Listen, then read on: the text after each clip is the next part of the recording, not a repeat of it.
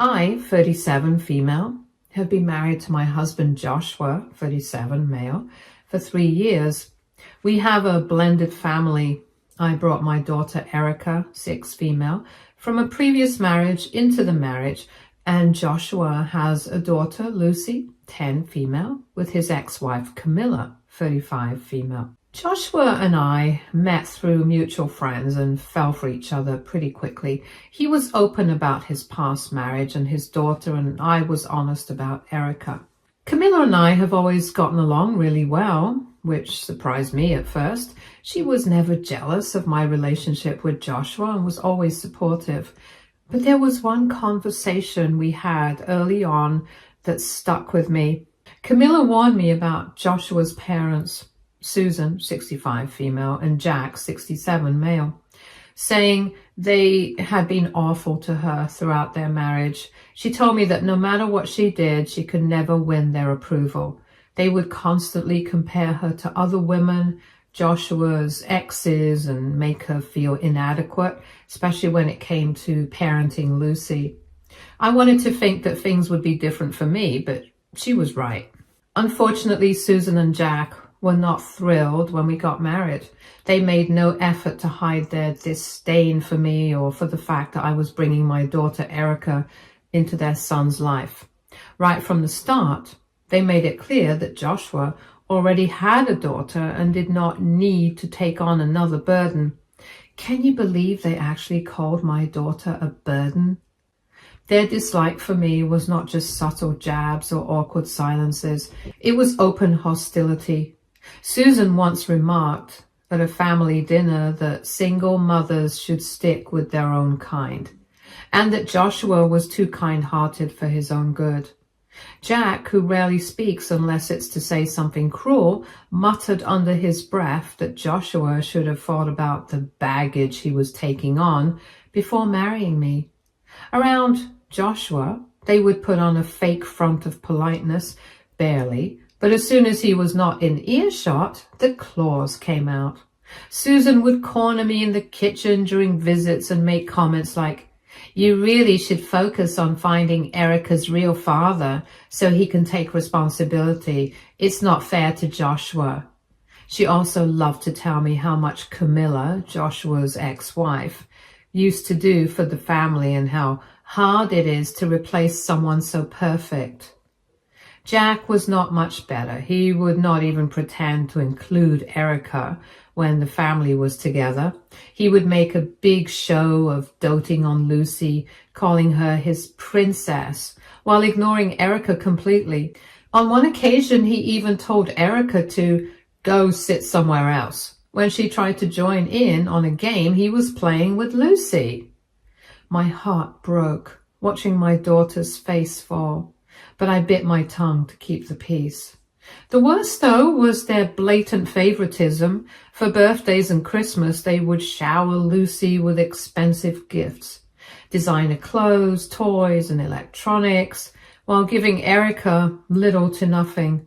One year, they handed Erica a used coloring book with half the pages already scribbled on, while Lucy opened up a brand new tablet.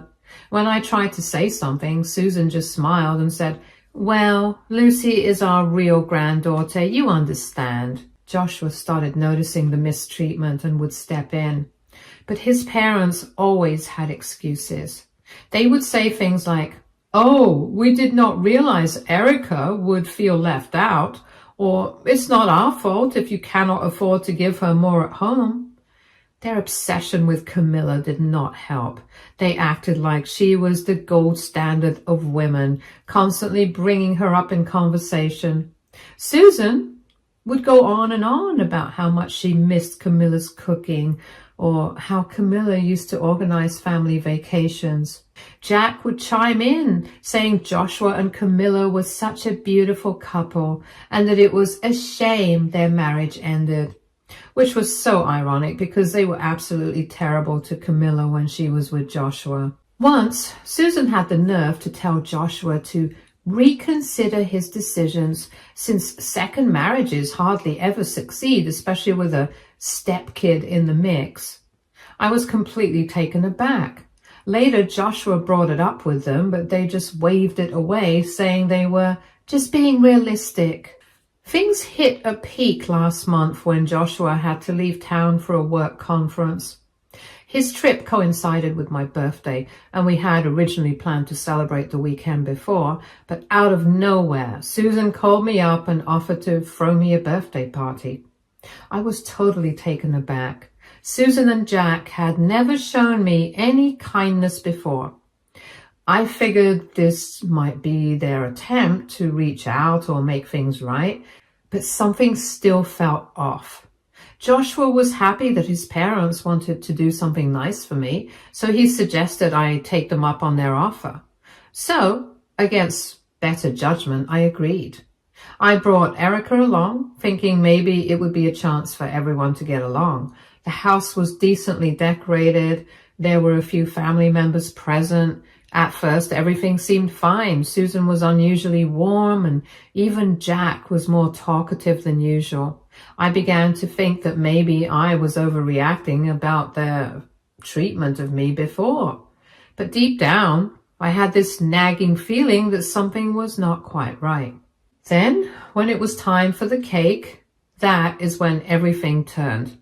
Susan brought out this beautiful cake, and I could feel the tension rise. When she set it down on the table, I froze. Written in big, bold letters on the cake was, "Happy birthday, Camilla." At first, I could not believe it. I thought I was seeing things. But then I saw the smug look on Susan's face and the way she tried to play it off as a joke. They had not just messed up a name. They were clearly trying to make a point. It was a slap in the face. And when they started talking about Camilla and praising her for everything she used to do, it was clear they were only there to rub salt in the wound. When Susan saw my face, she quickly tried to cover it up. She said it was just a joke. It's no big deal, and I should not overreact. She said it did not mean anything. It was just a silly mistake. But it did not feel like a joke. Her attempt to brush it off only made it worse. Jack did not even look at me. He just stared at the cake like it was not a big deal and didn't say anything. The room was quiet, and I could feel everyone waiting for me to say something, but I could not. I was too hurt.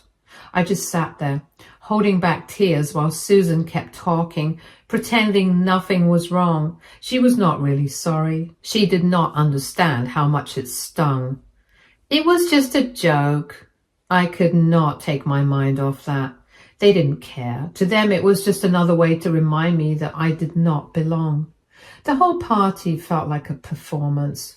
Everyone was talking about how great Camilla was, how they wished she was still in the picture, and how I could never live up to her. The passive-aggressive comments never stopped. I wanted to scream, but I just sat there feeling humiliated. I should have never trusted them. It was like they had invited me there to destroy me. And that cake was the final punch. I did not want to cause a scene in front of Lucy or Erica. Instead, I excused myself, grabbed Erica, and left. When Joshua got back from his trip, I told him everything. Without hesitation, Joshua called Susan and Jack right away, telling them they needed to meet in person. He did not ask. He told them they had to understand how much they hurt me and how wrong their actions were. I could tell from his tone this was not going to be a casual conversation. The next afternoon, they came to our house. Susan and Jack sat there acting like nothing was wrong, but I could feel Joshua's anger building. He wasted no time and directly told them how they made me feel unwelcome in the family. He pointed out how they treated Camilla terribly, and now they're suddenly acting like she was perfect while pushing me and Erica aside. He called out their favoritism towards Lucy and how everything always revolved around Camilla. Susan tried to apologize, but Joshua was not having it. He told them if they could not show respect, they had no place in our lives anymore. And after that, he asked them to leave, and Joshua was so done with them. A few days after the party, Camilla called me up. and she was really sorry and felt like it was her fault for what went down. She wanted me to know that she never meant for me to think she supported how Joshua's family treated me. And she was genuinely upset about what I had to deal with. I quickly reassured her that it was not her fault at all. She warned me, and I knew she was not responsible for Susan and Jack's behavior. That was their problem, not hers. I told her I appreciated her looking out for me. But then Camilla talked about the irony of this situation. They had treated her the same way, never really accepted her, and made her feel like she could not fit into their family. They always compared her to other women, trying to make her feel inferior, and now I was going through the same thing. I couldn't shake off that bitter irony either. It felt like they just could not help themselves, and I was just another target for their bitterness. It hurt even more knowing that Camilla totally got what I was feeling. I have gone no contact with Susan and Jack since the party. Joshua has been supportive, but his parents have been calling him non-stop, trying to guilt him into forgiving and forgetting. They have even started bad-mouthing me to other family members, claiming I am tearing the family apart.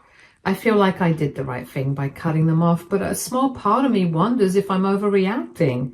They are my husband's parents, and I do not want to create a rift in the family. AITA for cutting them off after what they did? Update 1. Lucy's birthday was just 5 days ago, and it was such a beautiful day. She turned 11, and we celebrated it at our house with all of her friends.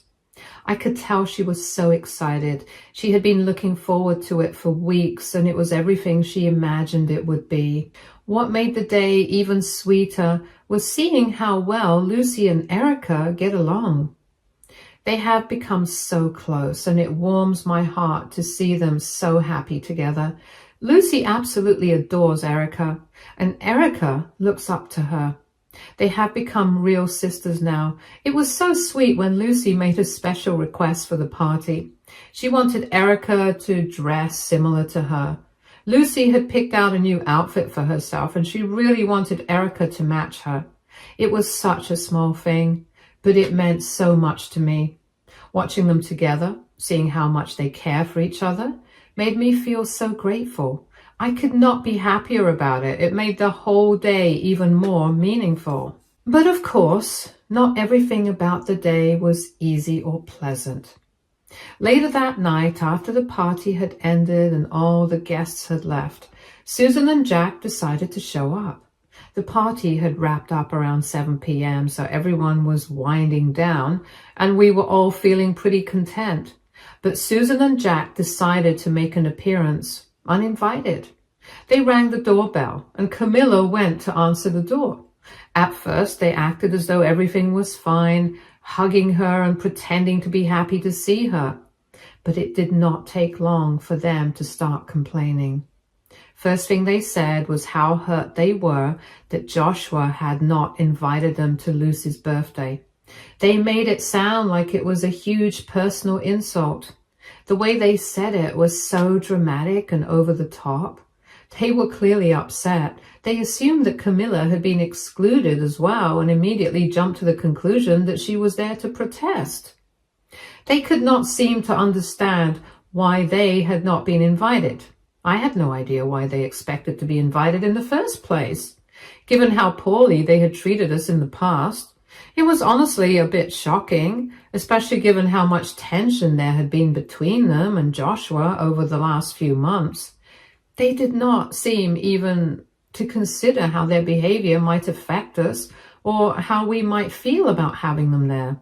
Joshua heard their voices in the background. He got super annoyed and he went to the door to talk to them. He had clearly had enough. The way they started yelling at him was unreal. They began accusing him of things, demanding explanations and acting like they had every right to be there. It was so uncomfortable. Susan and Jack had assumed Camilla would take their side, thinking she would feel left out like they did. They did not stop to consider her point of view. Instead of seeing her as part of our family with her own boundaries, they thought she would join in their complaints.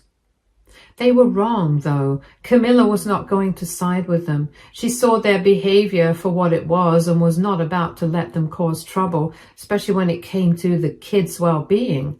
But before they could make things worse, Camilla stepped in.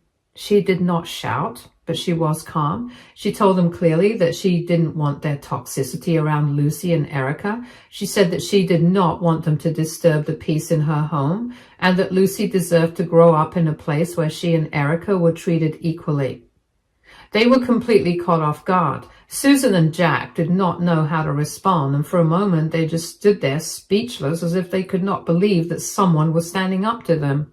Camilla's words clearly shook them, but instead of taking it to heart, they just continued to argue, trying to make excuses for their behavior. Joshua, clearly done with their nonsense, told them to leave.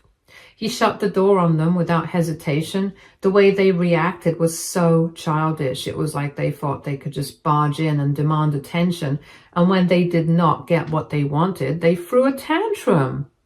They started ringing the doorbell repeatedly, trying to get our attention, but we ignored them. We did not want to engage with them, especially after everything that had already happened. After a while, they finally gave up and left. It was such a relief when they were gone. The whole situation left a bad taste in my mouth, though.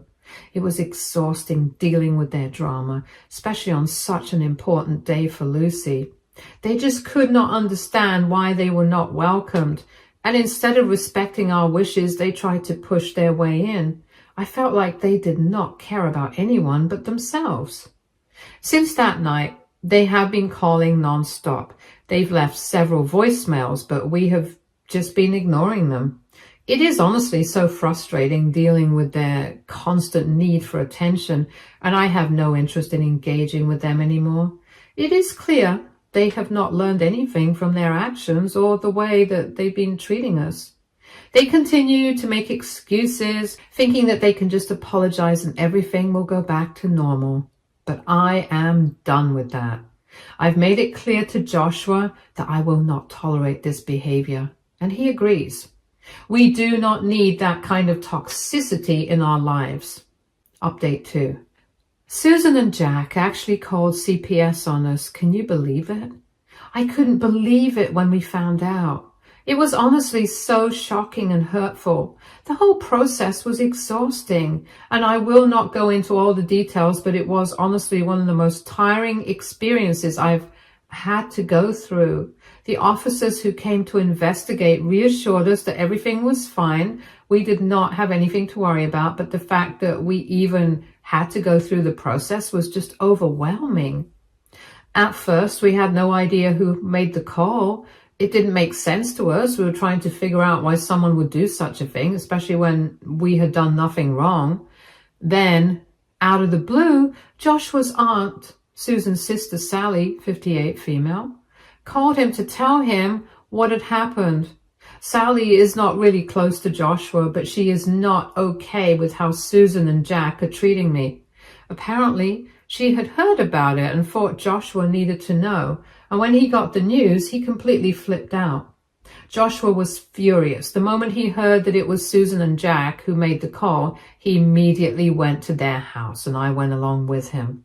Before leaving, I dropped Erica off at Camilla's. She already knew about the CPS situation, but when I told her that it was Susan and Jack who made the call, she was shocked and furious.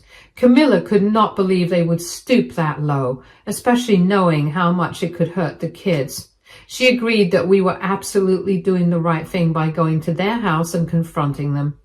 I knew exactly what was going to happen, and honestly, I was nervous. I had never seen him so angry, but I understood why he was upset. It felt like a total betrayal. After everything that had happened with his parents, we were already in a tough situation, but for them to call CPS was a whole new level of craziness. When we got to their house, it was like all his frustration and anger poured out. He didn't hold back. He screamed at them in a way I had never heard before, saying the worst things you can imagine. He accused them of trying to ruin our family. He told them they were disgusting for using their granddaughter as a pawn in their twisted games. He told them that they had no right to try to destroy what we had worked so hard to build. He made it clear that they were toxic, manipulative, and selfish, and he did not want anything to do with them anymore. The worst part was how they just sat there and accepted it all. No apologies. No real signs of regret. Instead, they tried to shift the blame and come up with excuses for their actions. Susan downplayed the situation, claiming it was just a misunderstanding and that their intentions were good. But Joshua was not having any of it. He called them out on their lies and their messed up logic. He made it clear that if they ever tried to meddle in their lives again, he would take serious action to keep them away. He was not going to let them keep pulling the strings, especially when it came to his family's well-being. After that, Joshua did not waste any time. He grabbed everything he had left at their house, everything he could think of that had any kind of emotional value or connection, and packed it up. He was not leaving a single thing behind. He brought it all back to our place and made it clear that we were never going back there. That was it. There was no more going to their house for family gatherings or any sort of normal visits. He was done. He also made one thing abundantly clear to Susan and Jack. He told them without hesitation that they would never see Lucy again, that they had crossed the line that they could not uncross, and that was the end of it. There was no room for negotiation. He said they had hurt not just us, but their own granddaughter, and there was no way he was going to allow them to continue having a relationship with her. As far as he was concerned, they had lost that privilege the moment they decided to interfere with our family in such a damaging way. It was not just about what they had done to us. It was about what they had done to Lucy. The decision was made and Joshua meant it. We did not hear from them for a while after that, but they didn't stop trying to reach out. They called constantly, left voicemails, and tried to show up at our place, but we did not answer. We just ignored them. It felt like we had said everything we needed to say, and they needed to understand that we were done with their manipulation. Joshua's aunt tried to intervene a few times, asking if we could find some middle ground, but there was no middle ground to be found. This was not just about a small issue that could be resolved with conversation. This was about a complete breach of trust and respect. It was not something that could be swept under the rug, and we were not going to let them manipulate us back into their lives just because they were sorry for what they did. Even though they kept calling and leaving messages, we held our ground. Joshua and I both knew that what they had done was completely out of line, and there was no way we could forgive them for trying to hurt our family like that. Update 3. After the CPS incident and the confrontation at their house, we decided enough was enough. Joshua and I agreed to completely cut ties with Susan and Jack. We blocked them on every platform, calls, messages, social media, anything that could allow them to contact us. We were desperate for some peace after everything they had put us through, but of course Susan and Jack were not about to let us live in peace. A few days later, they sent us a letter. A letter. I feel like I'm living in the 1980s. When it arrived, I wanted to scream and tear it off. It was typical of them, always needing the last word, always needing to assert their so-called authority over Joshua's life. Joshua was furious, but also drained from everything that had happened. He refused to open the letter, and honestly, I didn't want to either. We just left it sitting on the table, just there. Just seeing it there was a reminder of all the toxicity we were trying to escape. A couple of days went by and the letter just sat there.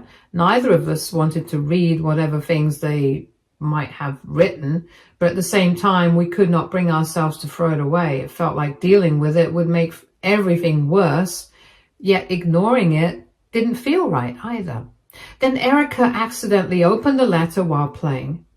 Now, even with the envelope open, we hesitated to look at it. Joshua and I kept going back and forth on whether we should just toss it into the trash. But curiosity eventually got the best of us. We decided to read it, and honestly, I regret it.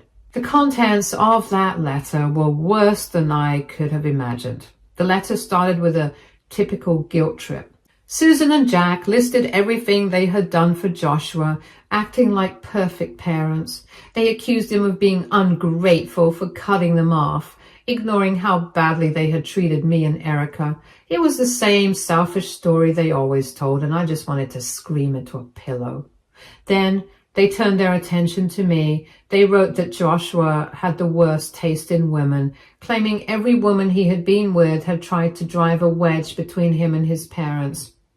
They portrayed themselves as innocent victims who had done nothing wrong.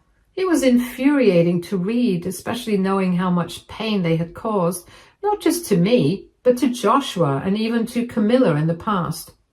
As if that was not bad enough, they went on to accuse me of putting some kind of spell on Joshua. According to them, I had trapped him under my control, and they insisted he needed to wake up, leave me, and come back to them. The sheer audacity of whatever they wrote was beyond belief. They even wrote that I was a terrible influence and bad luck for their family.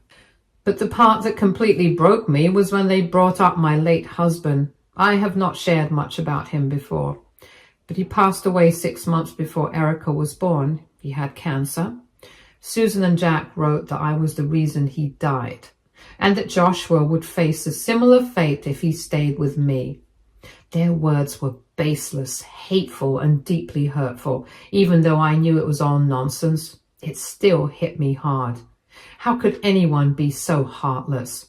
Joshua, who had been trying to tolerate their nonsense up until that point, completely lost it when he read that part. I had never seen him so angry. He immediately picked up his phone and called his dad. But instead of yelling, he spoke in a calm, cold tone that was almost more frightening. He said that they have crossed every possible boundary we set up, and now, if they made any other move, even the slightest move, he will take legal action against them. I didn't know exactly what Joshua was planning to do at that moment, but I could tell he meant every word he said. For days after that call, he was still fuming, and I could not blame him.